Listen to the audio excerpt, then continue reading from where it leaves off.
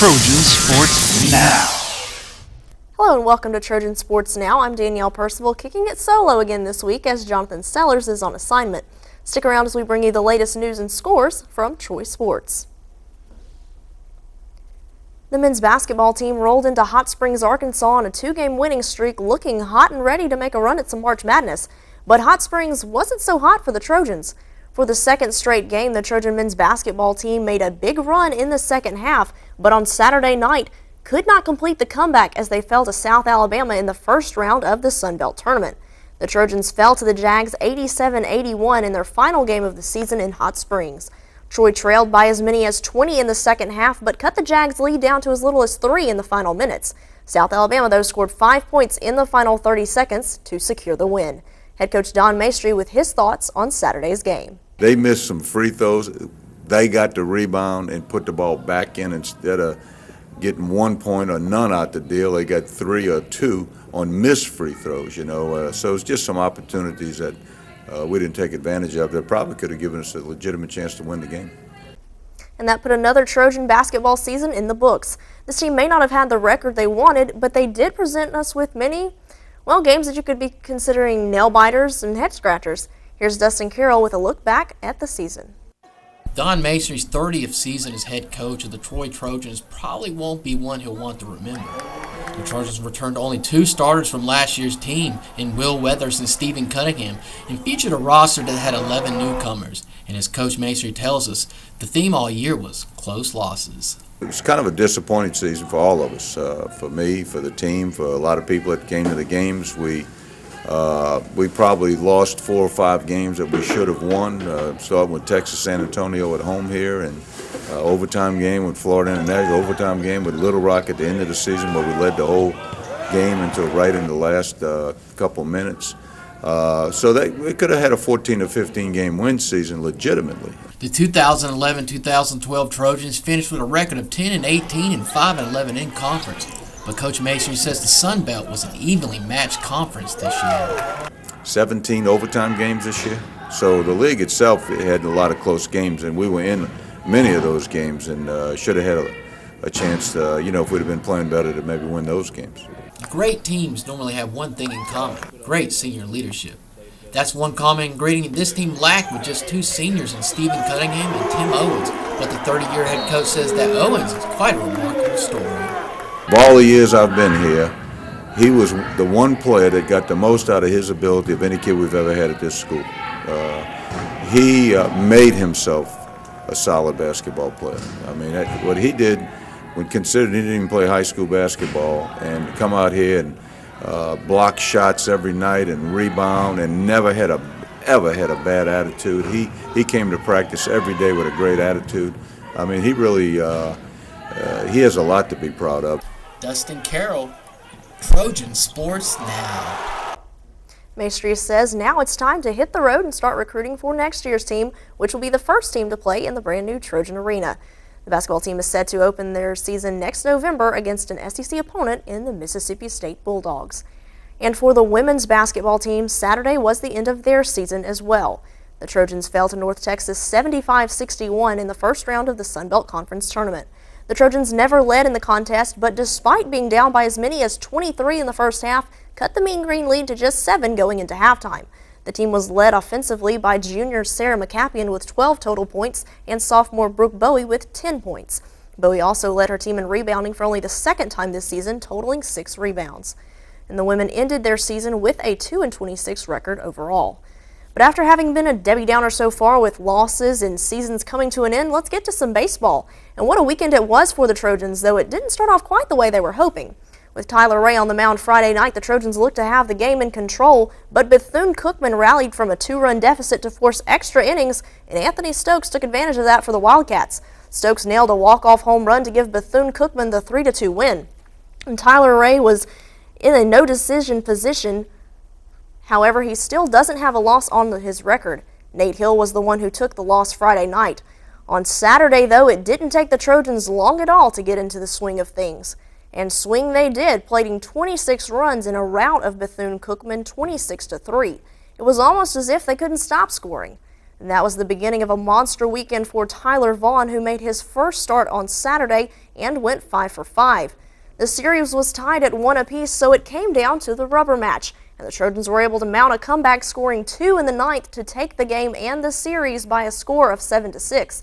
Thomas Alston was in line for the win for Troy after 2 2/3 clean innings out of the bullpen, allowing just 1 hit and walking 1, but Joe Hernandez allowed a 4-run 7th inning for the Wildcats, who seized the lead. Head coach Bobby Pierce says he was pleased with his team's ability to come from behind. Overall, a huge series win on the road, and actually the first series that Bethune has lost this year. They beat South Florida and they beat Florida Gulf Coast, 2 pretty good teams in series prior to ours. So as I look back, feel fortunate to get the series. And after a big weekend against Bethune-Cookman, Troy's second baseman Tyler Vaughn was named one of the Louisville Slugger National Players of the Week by Collegiate Baseball. Vaughn, who had just played in 8 career games and recorded 4 official at-bats heading into the weekend, batted .800 with 3 doubles, 5 RBI, and 5 runs scored. This is the second straight season that a Troy player has received the national honor after Logan Pierce earned the award last season. And Vaughn got his first career hit and RBI against in-state rival Samford last Tuesday. But this Tuesday night, the Trojans returned home looking to keep the win streak alive. But as Hunter Robinson shows us, the Trojans' error-filled performance left them struggling to come from behind. The UAB Blazers came to Riddle Pace Field Tuesday night to face off with the Troy Trojans, and from the start, the Trojans had their hands full. The Blazers scored 5 runs in the first 2 innings with a little help from a few Troy errors, but the Trojans came alive in the bottom of the second, scoring 4 runs. The Trojans tied the game in the bottom of the 4th, but that's as close as they would come to the lead all night. We can build on that part of what we're seeing, get better throughout the early parts of the game so we don't have to come back all the time. And, that should give us a chance to win games like tonight. Starting pitcher Chris Fisher gave up 5 runs on 5 hits in 2 innings, which started the Blazers' night. Ryan Brady, who was charged with his first loss of the season, and Thomas Alston both gave up an additional 2 runs, which gave UAB enough to hold off the Trojans' comeback. Troy catcher Jake Carroll, who had his first home run of the season, talks about upcoming games. Pretty unusual to have a Tuesday and Wednesday midweek game, but hopefully we can turn it around from tonight and come back tomorrow night and get it right for this weekend. The Trojans have not beaten the Blazers since April 14th of 2010. They beat UAB in Birmingham 8-4. Hunter Robinson, Trojan Sports Now. And as Harold mentioned, it was a short turnaround for the Trojans as they were set to face another Conference USA opponent in East Carolina Wednesday night. And as Dustin Carroll shows us, the end result this time around was a bit more pleasing to Trojan fans. After losing to UAB in a game that saw the Trojans commit 5 errors and give up 9 runs, the Troy baseball team was able to bounce back Wednesday night against East Carolina with an 8-2 victory that featured a solid 6-inning performance by pitcher Cass Abercrombie and some clutch hits by Logan Pierce and Danny Collins. The Trojans were also able to produce a solid defensive performance that saw them commit 0 errors. As Coach Bobby Pierce talks about the great game his starting pitcher had. But what a crazy game we play, from one day to the next. 9 errors made by both teams last night. Tonight, a well-played, well-executed game. For us, it started on the mound. Cass Abercrombie gave us everything and more we could possibly want. We've been searching for a couple of guys to step up in those starting roles, and I think Cass made a statement tonight with his performance. There's no doubt that the star of the game was pitcher Cass Abercrombie, who pitched 6 solid innings for the Trojans. Abercrombie talks about how comfortable he was on the mound. I knew it was between me and AJ, and I knew there was a good chance I was going to get the start, so I kind of went about it the same way I would normally, but I think I didn't have near as much nerves coming in, not knowing right until game time, so I think it kind of worked. First baseman Logan Pierce says there's no doubt the pitching staff was the difference in the 8-2 victory over the Pirates. Hats off to Cass Abercrombie. He pitched a great game. That we're expecting a good performance by him, but not that great. And when you give it to Alston and Hill and Workman for the 7th, 8th, and 9th, it's over with the lead. Hats off to these guys for bouncing back and showing the mental toughness that we talk about every day. And Abercrombie feels a lot of his success was because of players like Tyler Hanna.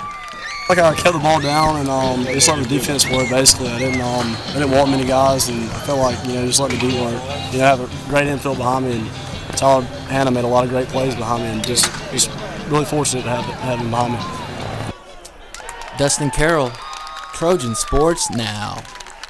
Moving into softball, they may not have had a 26-run game this weekend, but they swept all 5 of their opponents and took the tournament title at the Red and Blue Classic this weekend. The Trojans faced Belmont on Friday morning, picking up a relatively easy victory over them 10-2. Next up for the Trojans was tournament host and SEC foe Ole Miss, who the Trojans put down 5-1. On Saturday, the Trojans started out in an 8-0 hole to UT Chattanooga, but were able to fight back in order to win 9-8. That was their largest comeback victory of the year, and that wasn't the last time they'd faced the Lady Mocs. But back to Belmont, as that was the next Trojan opponent. They didn't have any trouble against Troy as the Trojans shut out Belmont 8-0. Then on Sunday, here come the Lady Mocs. The question was, would they have revenge on their minds? The Trojans never really gave them a chance at revenge as pitcher Ashley Rainey threw a 4-game complete shutout. Most importantly, when this team has made mistakes, we've made a bad pitch, we've made an error, if we've not performed in an RBI situation, the next person to get the opportunity has kind of covered the other one's back, so to speak. So it's been a real team effort. There have been some big stars in big moments, but there have been a lot of different stars in big moments. So that's been key throughout the season. And Rainey was yet again recognized by the Sun Belt Conference as the Sun Belt Pitcher of the Week for the second time this season. Rainey is now 6-1 with a 2.09 ERA in 12 appearances this year, including 7 starts and 4 complete games. And with Troy University Athletics, there's usually something happening that's worth celebrating, from victories to Player of the Week awards, even conference championships. But Tuesday afternoon, the university took time to honor a few special individuals. As we continue to celebrate the 125th anniversary of Troy University, it's my pleasure to announce, on behalf of the Troy University Hall of Fame Committee, our first Troy University Athletic Hall of Fame class. 11 former and current Troy University student athletes, coaches, and administrators have been selected in the inaugural Hall of Fame class for their contributions to the university's athletic programs. The class consists of 6 individuals involved with the football program, including the first ever head coach for Troy, Virgil Parks McKinley, current head coach Larry Blakeney, former assistant head coach and quarterback of the 84 and 87 championship teams Mike Turk, former defensive star and current Dallas Cowboy DeMarcus Ware, and 2 members associated with the 68 national championship team, head coach Billy Atkins and quarterback Sim Bird. The other 7 individuals each are the lone representatives of their respective programs. Chase Riddle, the all-time winningest coach in Troy baseball history and coach of the 86 and 87 national championship teams. Don Maestri, current head basketball coach who has been with the program 30 years. Denise Monroe, who is the all-time leading scorer in Troy women's basketball history with over 2,000 points. Charles Oliver, who was a national champion as an athlete, coach, and an administrator in track, and Ralph Adams, who was president of Troy State University for 25 years, from 64 through 89. For the 2 current head coaches, they both agreed this recognition honors more than just 11 people. Certainly, my thanks would have to go to all those guys that we've been able to sign here and bring here and to play the game of football. For me, you know, the coaching part, you really are the representative, in my case, of 30 years of players and coaches. So the Hall of Fame, all of those guys are part of this honor. The individuals that were selected to the Hall of Fame will be inducted at a ceremony on August 10th in the new Trojan Arena. Both the Troy men's and women's tennis teams picked up victories over Austin Peay at home on Tuesday afternoon as each squad defeated the Governors 5-2. For the women, the victory is the 3rd straight for the Trojans, who had to fight back from losing the doubles point. The Trojans did just that as they dominated singles play with 5 wins in 6 matches to pick up the 5-2 win. On the men's side, the win snapped a 3-match losing streak for the Trojans. Troy rolled through the doubles point but allowed Austin Peay to win 2 of the first 3 singles matches, tying the score at 2-2. However, Troy picked up wins in the remaining 3 matches to take the 5-2 decision. The track and field team has wrapped up the indoor schedule and traveled to the UNF Spring Break Invite this past weekend for their first outdoor action.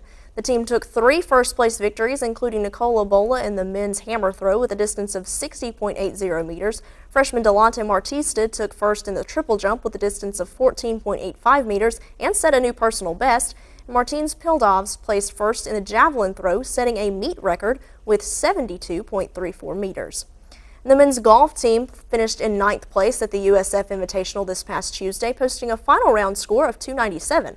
They finished the 3-day event with a team score of 889. The team's best individual performer was Ricky Casco, who shot 1 over par 73 on Tuesday to give him a .218 score for the event and place him in a tie for 19th place. And still to come on Trojan Sports Now, we'll have a look ahead at baseball at home this weekend in 5 games in 6 days and softball in yet another tournament. Also, the Trojans Pro Day is right around the corner, so up first, we'll give you a look back at a Trojan in the Pro who is hitting the big time. Stick around for more Trojan Sports Now.